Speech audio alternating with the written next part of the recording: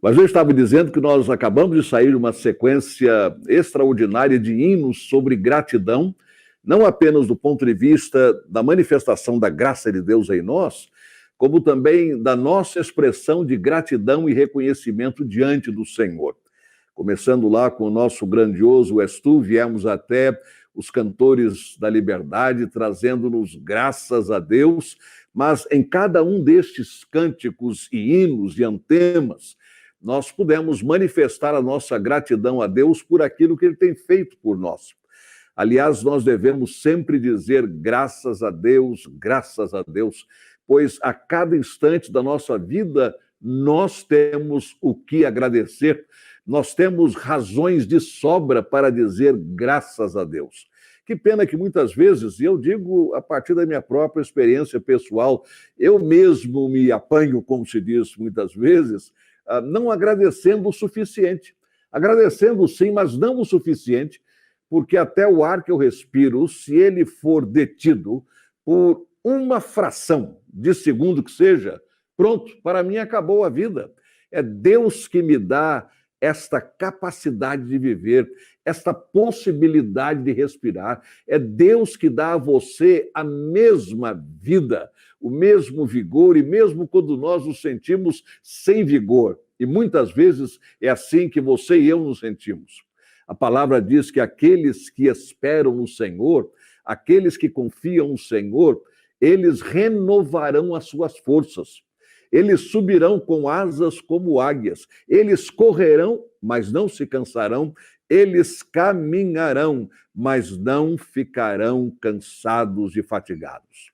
Então, graças a Deus que nós estamos juntos. Graças a Deus que a sua palavra está entre nós. Graças a Deus porque a palavra vem através das orações. Graças a Deus porque a palavra vem através da leitura. Graças a Deus porque a palavra vem através da reflexão. Graças a Deus porque a palavra vem através dos desafios da igreja. Graças a Deus por sua palavra que nos sustenta, que nos alimenta. Por tudo nós dizemos graças a Deus. Graças a Deus. Graças a Deus. Eu fiz 3 vezes pensando exatamente na Trindade. Graças ao Pai, graças ao Filho, graças ao Espírito Santo, graças ao Deus triuno, graças a esse Deus poderoso que se manifesta a nós como Pai, Filho e Espírito Santo. O nosso Deus, aquele que se revelou a nós através de Jesus, o nosso Emanuel, Deus conosco, graças a Deus. É o que você diz no seu coração e eu estou dizendo no meu coração. Graças a Deus. O nosso texto dessa noite para a mensagem bíblica, ele tem a ver com gratidão, mas num ângulo diferente. O começo dele não é uma questão de alegria, pelo contrário, é uma tragédia. Mas a certa altura a história muda de direção e nós vemos então que a gratidão, ela passa até mesmo de um sentimento, de uma contemplação, para uma ação positiva. E é exatamente este o texto que teremos agora, neste momento. Eu gostaria que você lesse na sua Bíblia, seja ela uma Bíblia impressa como a minha, ou através do nosso aplicativo da Líbero, ou de qualquer outro equipamento que você tenha, qualquer outra plataforma, no 2º livro dos Reis, no capítulo 6. 2º Reis, no capítulo 6, começando com o versículo 24 até o versículo 11 do capítulo 7. Então, 2º Reis, capítulo 6, começando com o versículo 24 e entrando pelo capítulo 7 e indo até o versículo 11. O que eu vou fazer é o seguinte, é um texto longo e sobre o qual estarei fazendo alguns destaques, mas o nosso texto áureo, por assim dizer, versículo foco para nós, está no capítulo 7. 2º Reis, no capítulo 7. E nós lemos estas palavras da parte do Senhor, começando no versículo 3. 2º Reis 7, começando no versículo 3. 4 homens leprosos estavam à entrada do portão da cidade. E eles disseram uns aos outros: para que vamos ficar aqui sentados até morrer. Se decidirmos entrar na cidade, há fome na cidade. Se nós morremos e assim, morreremos lá. Se ficarmos sentados aqui, também morreremos. Vamos então para o arraial dos sírios e nos entreguemos a eles. Se nos deixarem viver, viveremos. Se nos matarem, apenas morreremos. Ao anoitecer, eles se levantaram para ir até o arraial dos sírios. Quando chegaram às imediações do arraial, eis que lá não havia ninguém, porque o Senhor tinha feito com que no arraial dos sírios se ouvisse um ruído de carros de guerra e de cavalos, e o ruído de um grande exército, de maneira que disseram uns aos outros: eis que o rei de Israel contratou os reis dos heteus e os reis dos egípcios para virem contra nós. Eu estou seguindo além dos versos iniciais. Por isso, ao anoitecer, eles se levantaram e fugiram, abandonando as suas tendas, os seus cavalos e os seus jumentos, e deixando o arraial como estava. Fugiram para salvar a sua vida. Assim, quando aqueles leprosos chegaram às imediações do arraial, entraram numa tenda, comeram e beberam. Depois levaram dali prata, ouro e roupas. Então se foram e esconderam tudo. Voltaram, entraram em outra tenda e dali também levaram o que havia e esconderam. Então disseram uns aos outros: não é certo o que estamos fazendo. Este é um dia de boas novas e nós nos calamos. Se nós esperarmos até a luz da manhã, seremos tidos como culpados. Vamos agora mesmo anunciar isto no Palácio Real. Li até o versículo número 9, começando com o versículo 3 do capítulo 7. Então, 2 Reis 7, 3 até o versículo 9. Porém, o nosso contexto maior começa no capítulo 6, no versículo 24. O que acontece aqui como história? Durante aqueles dias, o rei da Síria era Ben-Hadad, e ele reinou sobre a Síria durante 17 e 18 anos, entre 860 a 843 ou 842 a.C. E nesta ocasião, de acordo com o 2 Reis, no capítulo 6, começando no versículo 24, ele havia cercado a cidade de Samaria e havia iniciado ali uma situação tão grave que a cidade foi tomada por uma fome extraordinária. É o que nos diz o versículo 24, no capítulo 6. Depois disso, Ben-Hadad, rei da Síria, ajuntou todo o seu exército, foi e sitiou a cidade de Samaria. Houve grande fome em Samaria. Uma situação dramática, mas uma coisa assim terrível. Começando inicialmente do ponto de vista de toda a sua dramaticidade e da sua tragédia, com uma verdadeira inversão de valores em relação aos produtos que eram vendidos. Por exemplo, o texto diz que eis que a sitiaram a ponto de se vender a cabeça de um jumento por 80 moedas de prata e um pouco de esterco de pombo por 5 moedas de prata. A gente vê como a situação ficou dramática demais, uma inversão incrível de valores quando pensamos nas mercadorias, no preço real, no preço que estava sendo cobrado, mas mais do que isto simplesmente se espalhou entre a população e ela foi impactada de uma maneira ética e moral fora do comum. Vejam só no versículo 25 em diante, ou melhor, 26 em diante. Quando o rei de Israel vinha passando, no caso o rei Jorão, andando sobre a muralha, uma mulher gritou: ajude-me, ó rei, meu senhor. E ele respondeu: se o Senhor Deus não ajudar você, com que poderei eu ajudá-la? Com que? Com a eira ou com o lagar? Ele mesmo reconheceu que a situação era de tamanha tragédia que somente Deus podia livrar o seu povo. Somente Deus podia intervir naquela situação, pois Samaria era a capital de Israel. E agora, sitiada pelos sírios, comandados por Ben-Hadad, ela não tinha o que comer, a cidade não tinha o que comprar, tudo estava num preço elevadíssimo, porque havia escassez de alimentos, havia escassez de produtos. E agora esta mulher suplica ao rei que intervenha ao seu favor, e vejam só a situação dela. E o rei acrescentou: qual é o seu problema? E ela respondeu: esta mulher me disse, naturalmente agora apontando para uma outra mulher, dê o seu filho para que hoje o comamos. É isso mesmo. Pode parecer estranho, mas é isso mesmo. A situação havia chegado a tal ponto que uma mulher propôs a outra isto: você hoje entrega o seu filho, que nós vamos nos alimentar dele, já que não tem mais nada para comprar, porque não é apenas uma fome, é uma grande fome, como diz o texto que nós lemos lá no versículo 24. E amanhã comeremos o meu. Hoje nós vamos nos alimentar do seu filho. Amanhã você vai entregar o seu filho e nós vamos comer, ou eu vou entregar o meu filho e nós vamos nos alimentar dele. Assim nós cozinhamos o meu filho e o comemos. Mas no outro dia, quando eu disse a ela, dê o seu filho para que o comamos, ela o escondeu. Vocês vejam o drama.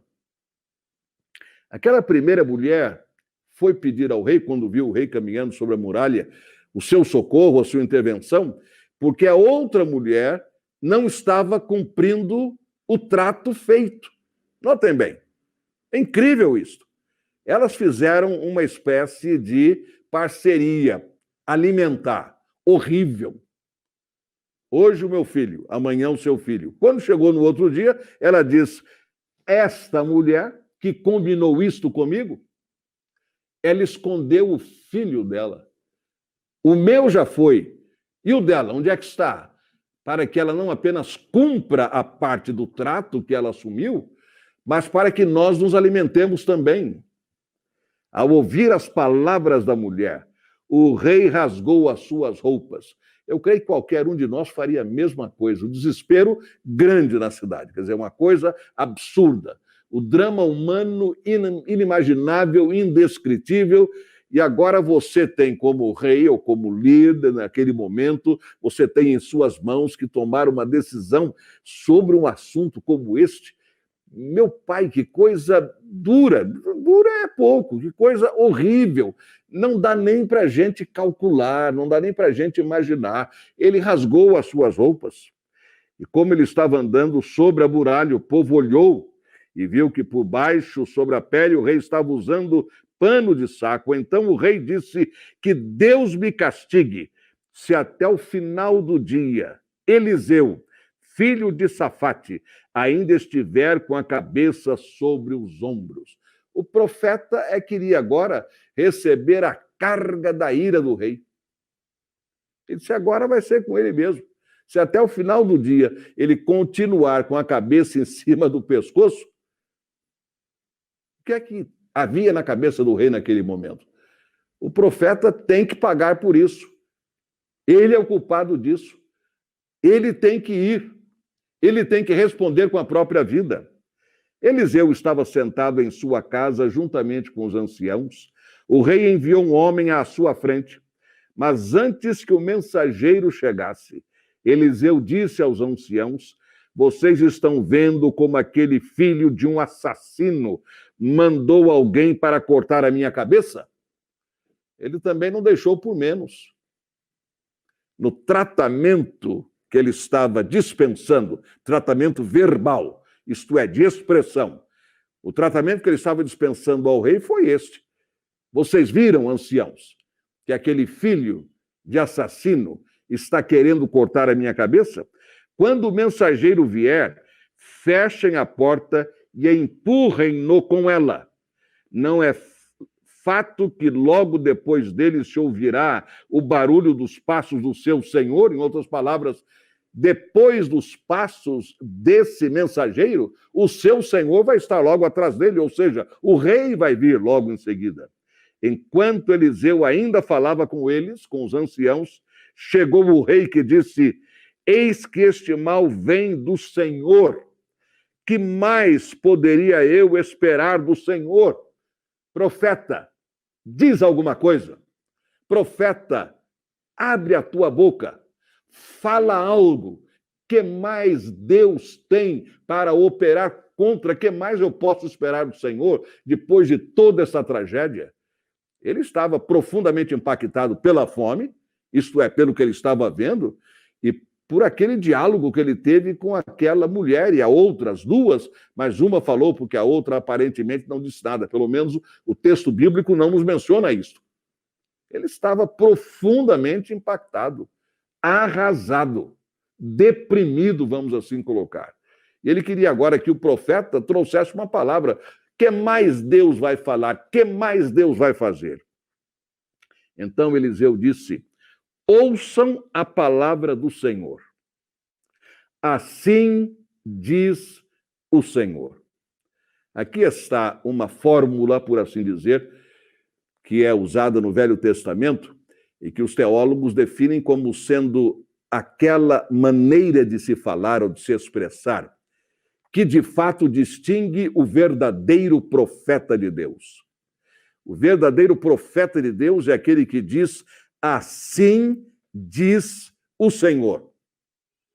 Não é assim eu penso, assim eu suponho, assim eu estou entendendo, não. Assim diz o Senhor. E Eliseu, o homem de Deus, que Deus levantou para aquele período da história do seu povo de Israel. Ele tinha a palavra de Deus, tanto é que quando o rei traz esta arguição, o que é que Deus vai falar? Ele diz: ouçam a palavra do Senhor, e aí começa com esta fórmula de autoridade. Assim diz o Senhor. Amanhã, a estas horas mais ou menos, junto ao portão de Samaria, uma medida da melhor farinha será vendida por uma moeda de prata, e 2 medidas de cevada serão vendidas por uma moeda de prata. Ele já começou dizendo: haverá uma reversão extraordinária no mercado aqui. Vocês terão a melhor farinha por uma moeda de prata, quando hoje a cabeça de um jumento está valendo 80 moedas de prata. Vocês terão 2 medidas de cevada por uma moeda de prata, quando hoje o esterco de pomba está valendo 5 moedas de prata. Amanhã, mais ou menos a esta hora, vocês vão observar, ele está falando com o rei, mas os demais estão ouvindo, vocês vão observar uma completa inversão no mercado aqui nesta cidade. As coisas serão completamente diferentes. Mas o que, profeta? Daqui a 24 horas? Exatamente. A esta hora, mais ou menos, no portão da cidade, isto vai acontecer.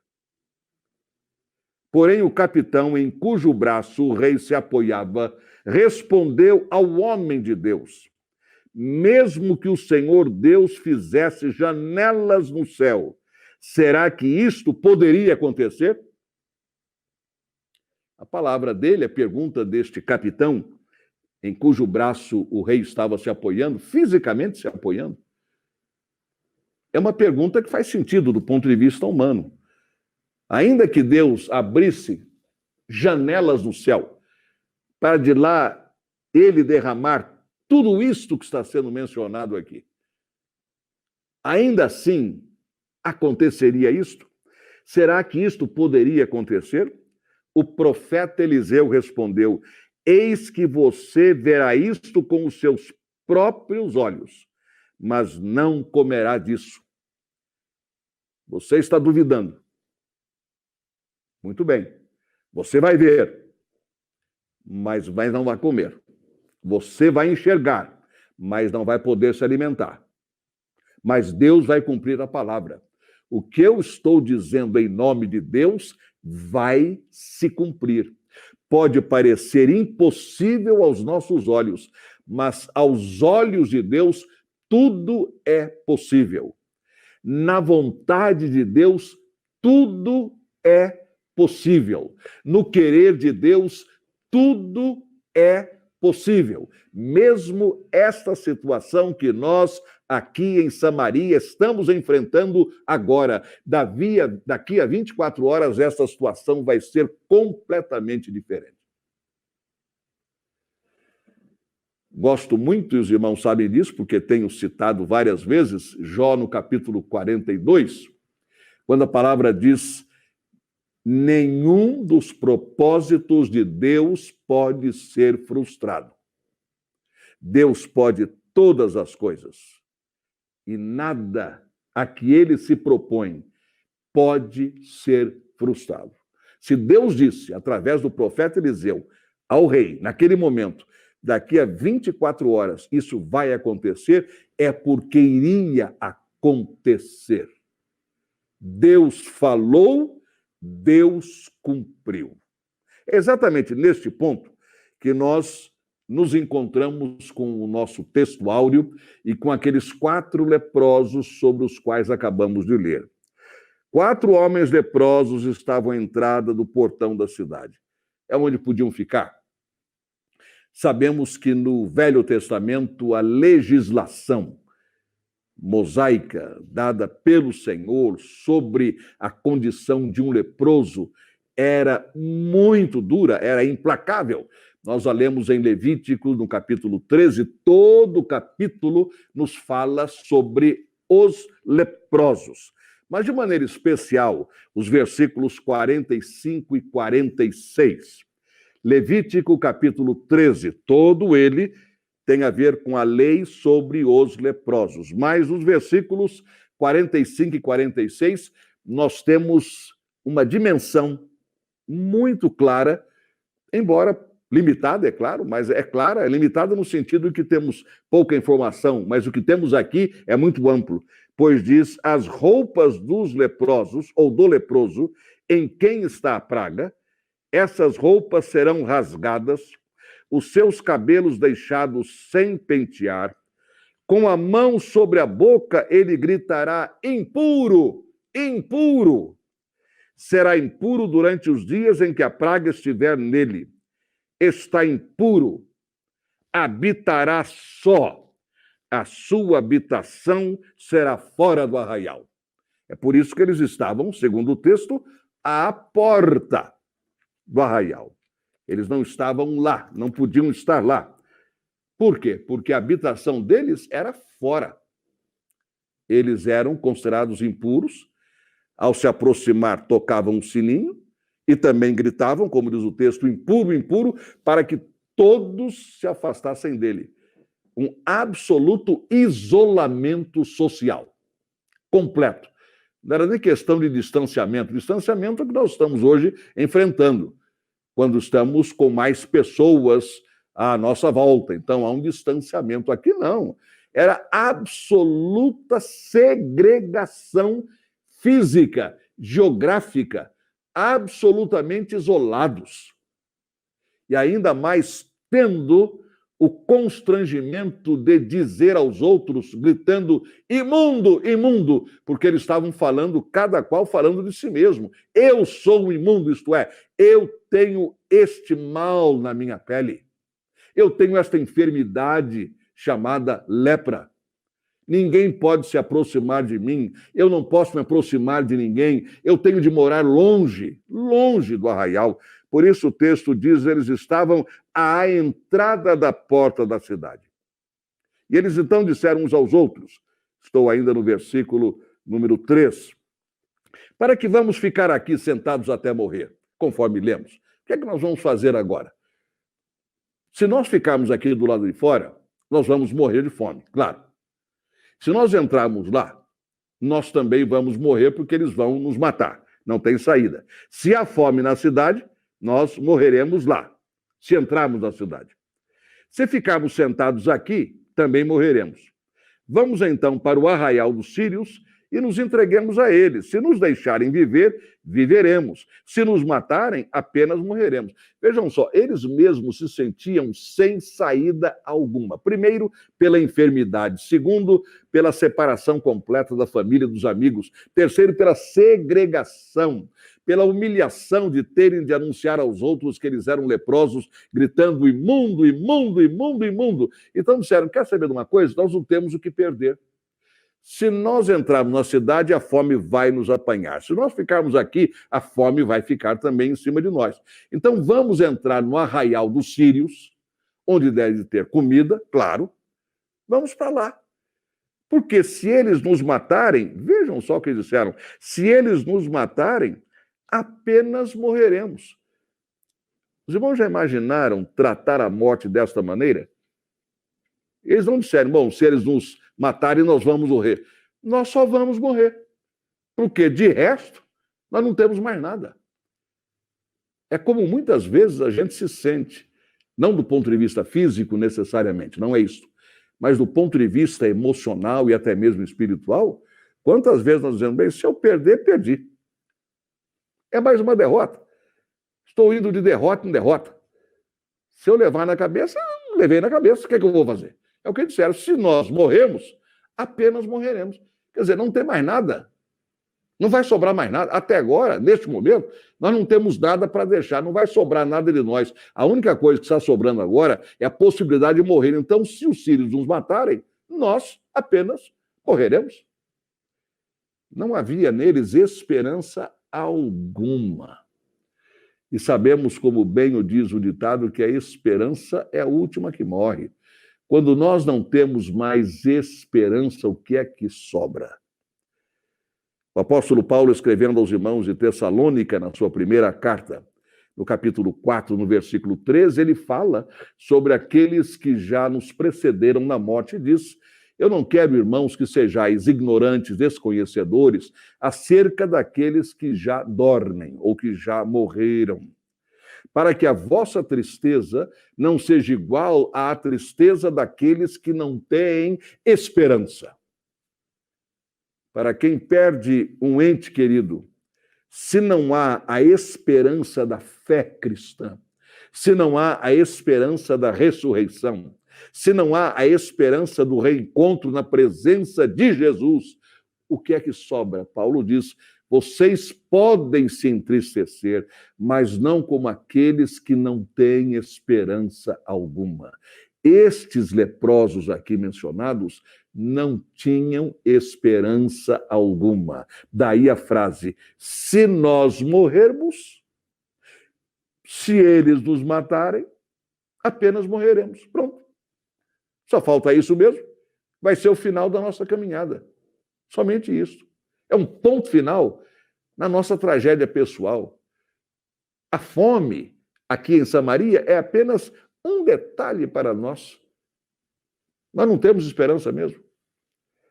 Ao anoitecer, eles então, aqueles 4 leprosos, se levantaram para ir até o arraial dos sírios. Quando chegaram às imediações do arraial, eis que lá não havia ninguém. Foi a primeira surpresa deles. Esperavam aquilo totalmente tomado de soldados. Sentinelas para tudo quanto é lado. Quando eles se aproximam do arraial, tudo vazio, não tinha ninguém. Por quê? Agora a segunda surpresa.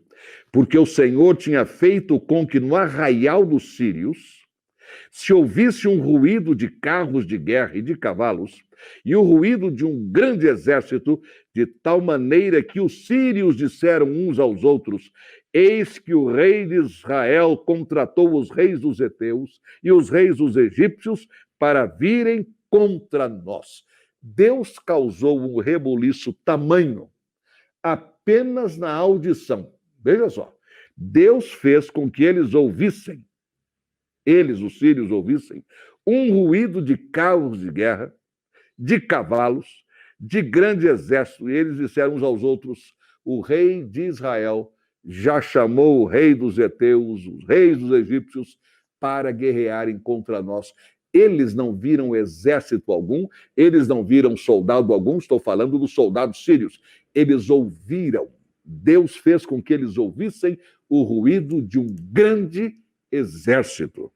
Por isso, ao anoitecer, eles se levantaram e fugiram, abandonando as suas tendas, os seus cavalos e os seus jumentos, e deixando o arraial como estava. Fugiram para salvar a sua vida. O barulho que Deus trouxe sobre os sírios foi de tamanha proporção que eles deixaram os armamentos, deixaram os seus animais, deixaram tudo. E a palavra diz, para salvar a vida.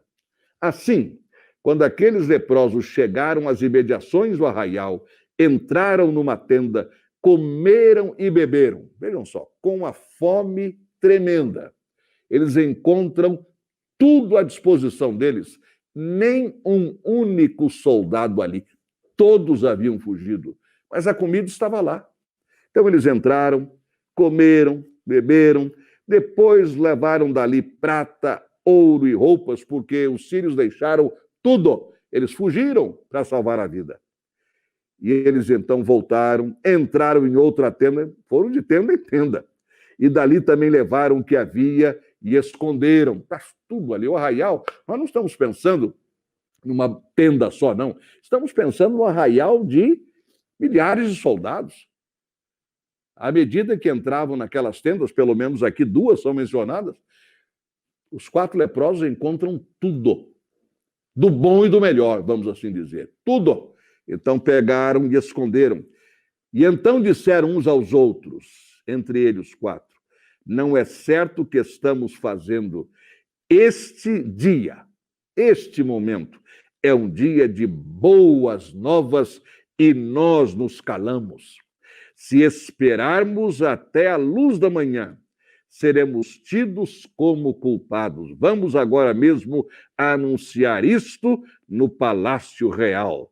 E eles foram e gritaram para os porteiros da cidade, anunciando o seguinte: fomos ao arraial dos sírios e lá não vimos nem ouvimos ninguém.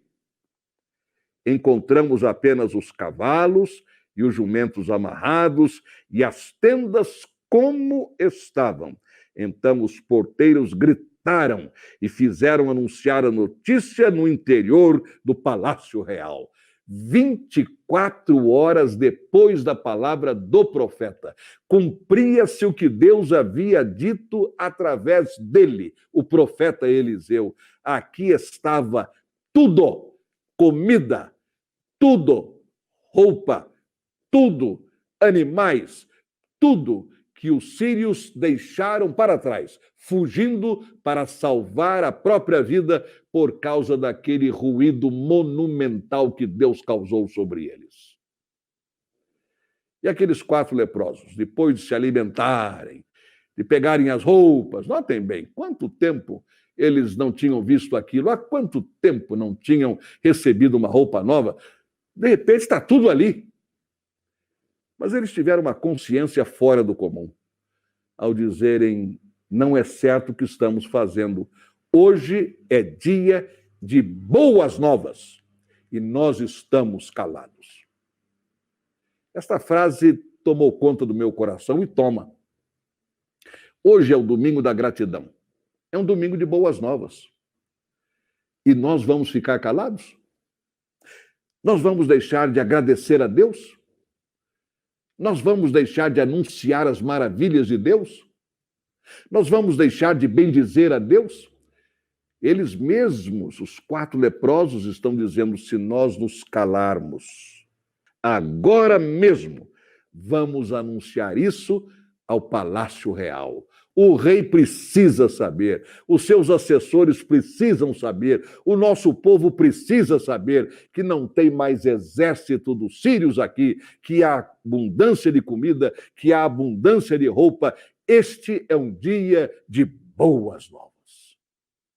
Meus irmãos, o que é o Evangelho? Evangelho, boa notícia, boas novas. Então, neste domingo da gratidão, irmãos, nós estamos anunciando exatamente isso. Hoje é o domingo de boas novas e nós não podemos ficar calados. Nós precisamos dizer isto a todas as pessoas e contar aquilo que Deus tem feito por nós. Quantas vezes Deus nos abençoa de uma maneira extraordinária e nós guardamos para nós? Quantas vezes Deus nos toca a vida de uma forma incomum, mas nós não manifestamos isso, nós não proclamamos isso. Não estou dizendo que nós vamos ficar falando da nossa vida, não é isso, não. Não estou dizendo que nós não podemos deixar de contar as maravilhas que Deus tem operado para conosco. Deus tem feito grandes coisas na sua vida, meu irmão. Por isso você pode dizer, como salmista, no Salmo 126, no versículo 3, grandes coisas fez o Senhor por nós e por isso estamos alegres. Hoje é dia de boas novas. Este é o dia que o Senhor fez. Regozijemo-nos e alegremo-nos nele. Este é o domingo das boas novas. Este é o domingo da gratidão. E nós vamos ficar calados? Não. Nós vamos louvar o Senhor. Vamos render graças ao Senhor. Eu quero agora convidar você a colocar no chat, se ainda não o fez, os seus motivos de gratidão. Os seus motivos para dizer: hoje é dia de boas novas e eu não vou ficar calado ou calada. Hoje é dia de grandes notícias, eu não quero ficar quieto ou quieta. Coloque aí no chat, porque imediatamente após esta mensagem nós teremos uma música especial e você vai continuar colocando os seus motivos de gratidão. E depois, então, o pastor João Haroldo, no momento de gratidão, vai ler os nossos motivos de gratidão a Deus por tudo aquilo que Ele tem feito por nós. Quem sabe uma bênção hoje, neste domingo, que você acabou de receber. Vamos agradecer. Como aqueles leprosos, marginalizados, ostracizados, separados, segregados, eles podiam ficar quietos. Vocês estão nos deixando longe, então nós vamos ficar quietos, não vamos dizer nada, vamos comer à vontade, vamos nos vestir à vontade. Mas disseram: não podemos fazer isto. Hoje é dia de boas novas. Vamos dizer isso ao rei, e do rei todo o nosso povo vai ficar sabendo. Anote aí no chat o que Deus está fazendo por você. Senhor, muito obrigado, porque hoje é dia de boas novas, boas notícias, excelentes palavras, Senhor.